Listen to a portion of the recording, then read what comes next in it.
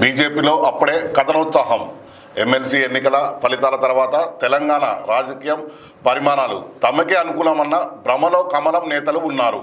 అయితే ఎమ్మెల్సీ ఎన్నికల తర్వాత ఈ జరిగే పరిణామాలు ఏవైతే ఉన్నాయో అవి పూర్తిగా బీజేపీకి అనుకూలం అని చెప్పి వారు ఒక వార్త కథనం వస్తూ ఉంది. అయితే కాంగ్రెస్ లక్ష్యంగా రాజకీయ పోరాటం రానున్న స్థానిక ఎన్నికల్లో గెలిపే లక్ష్యం అని చెప్తా ఉన్నారు.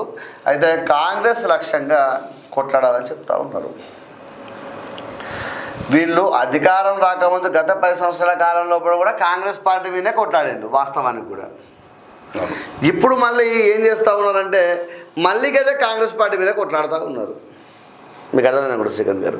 గత 10 సంవత్సరాల కాలంలో కూడా బీఆర్ఎస్ ప్రభుత్వం ఉన్నప్పుడు కూడా కొంత అడపదడప తప్ప పూర్తిగా క్షేత్రస్థాయిలో కొట్లాడిన సందర్భం అయితే లేదు. అంతే కదా.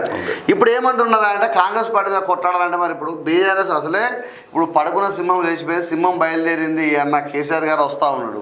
వచ్చినప్పుడు స్థానిక సంస్థల ఎన్నికల్లో సరే ప్రభుత్వ వ్యతిరేక ఓట్లు చీల్చినప్పుడు ప్రభుత్వ వ్యతిరేక ఓట్లు పడాలన్నప్పుడు కేసీఆర్ గారికి బీఆర్ఎస్ పార్టీకి పడతాయా బీజేపీ పార్టీకి పడతాయా అనే విశ్లేషణ మనం చేసుకున్నప్పుడు చిన్న ఒక 2 నిమిషాలు చెప్తా ఉన్నాను. ఎందుకంటే ఇక్కడ గతంలో తీసుకున్నట్టయితే చాలా సందర్భాలు చెప్పి మళ్ళీ కూడా చెప్తా ఉన్నాను. గతంలో తీసుకున్నట్టయితే బీజేపీ పార్టీ తెలంగాణ లోపల వచ్చే అవకాశం అయితే ఇప్పుడైతే కనబడట్లేదు.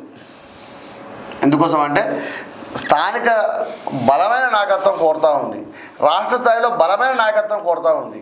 ఒక మంచి వక్త కోసం అంటే మొన్న కేటీఆర్ గారు మాట్లాడుతూ కేసీఆర్ గారి స్థాయి ఎవరికి లేదు అని చెప్పడం జరిగింది. రేవంత్ రెడ్డి గారికి లేదు అంటే బీజేపీ పార్టీలో ఉన్న వారందరూ కూడా మాట్లాడే చిత్రత ఉన్నవాళ్ళు. అంటే ఒక గంట సేపు ఒక మీటింగ్ జరుగుతూ ఉంటే గంట సేపు నిశ్చితంగా గమనించేటట్టు మాట్లాడితే క్షుణ్ణంగా పరిశీలించే విధంగా అసలు ఏం మాట్లాడని చెప్పి ఆ కన్నార్పకుండా చూసే విధంగా మాట్లాడేవారు ఎవరైనా ఉన్నారంటే బీజేపీలో ఒకరితో తప్ప చాలా మటుకు తక్కువనే ఉన్నారు. అంతే కదా, వాస్తవానికి కూడా అదే. కేవలం హిందుత్వవాదం మీద గెలవాలనుకుంటే హిందుత్వవాదం మీద పోవాలనుకుంటే బీజేపీకి రానున్న రోజుల్లో కష్టమవుతుంది వాస్తవానికి కూడా. ఎందుకంటే కేవలం అంటే మీరు ప్రభుత్వం యొక్క వ్యతిరేక ఫలితాలను ప్రజల్లోకి తీసుకెళ్ళండి.